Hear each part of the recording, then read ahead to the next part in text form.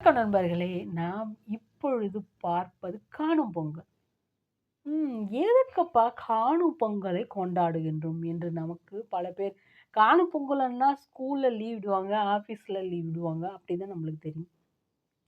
காணும் பொங்கல் என்பது பெரும்பாலும் நாம் நினைப்பது நம்ம காணும் பொங்கல் அன்னைக்கு லீவ் விட்டாங்கன்னா பீச்சுக்கு போலாம், மாலுக்கு போலாம் இப்படி. காணும் பொங்கல் எதுக்கு கொண்டாடுறாங்கன்னா, முதல் நாள் நம்ம வீட்டெல்லாம் சுத்தம் பண்ணிட்டோம். கிளீன் பண்ணிட்டோமா? அடுத்த நாள் சூரிய கடவுளுக்கு பொங்கல் கொண்டாடிட்டோம். அடுத்த நாள் மாட் அதாவது நம்ம விவசாயத்திற்கு உதவிய மாட்டுக்கு நன்றி செலுத்துறதுக்காக மாட்டு பொங்கலை கொண்டாடிட்டோம். டயர்டா ஆயிடுச்சு. நான் விவசாயத்த தொடர்ந்து செஞ்சுட்டே இருக்கேன்.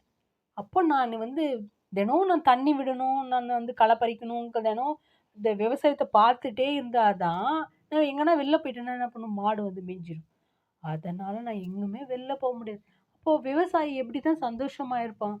அதனால தான் நம்ம முன்னோர்கள் என்ன பண்ணாங்க? காணும் பொங்கல் என்ற ஒன்றை கொண்டு வந்தாங்க.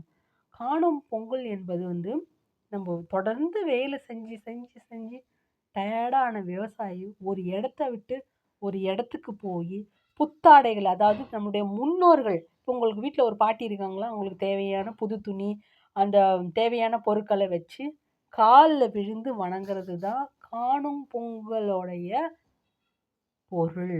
அதாவது நம்முடைய முன்னோர்களுக்கு நன்றி செலுத்தி, நாம் ஏதாச்சும் ஒரு இடத்துக்கு இப்ப நான் ரொம்ப தூரத்துல எங்க அத்தை இருக்காங்க. என்னால போக முடியல. அப்ப என்ன பண்ணுவேன், எங்க அத்தைக்கு தேவையான என்னன்னு பார்ப்பேன். அவங்களுக்கு தேவையான பொருட்கள வாங்கி வச்சுட்டு, எங்க அத்தைகிட்ட குடுத்துட்டு, எங்க அத்தைகிட்ட நமஸ்காரம் பண்ணுவேன். அப்போ பெரியவங்களுக்கு நான் நடந்து கொள்ள வேண்டும் என்பதை அதாவது கல்வியில் இல்ல. இப்படிதான் வணக்கம் பண்ணணும், அப்படிதான் வணக்கம் பண்ணணும்னு இல்ல. இந்த மாரி திருவிழாக்கள் மூலமாகவே நம் முன்னோர்கள் நம்முடைய அடுத்த தலைமுறைக்கு சொல்லி வச்ச பாடம். காணும் பொங்கல் என்பது முன்னோர்களுக்கு நன்றி செலுத்துவது பண்டிகை. நீங்க ஒரு இடத்துல போய் பார்க்கணும். இப்ப நானு அந்த காலகட்டத்தில விவசாயத்தில என்ன சொல்லுவாங்க, பௌர்ணமி ஆனா, திருவிழானா தான் வெளில போவாங்க. இல்லன்னா போக மாட்டாங்க.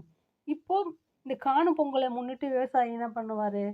அவருடைய பணியெல்லாம் முடிச்சுட்டு, அவர் எங்க போகணும்னு நினைக்கிறாரோ, அன்னைக்கு கண்டிப்பா போவாரு.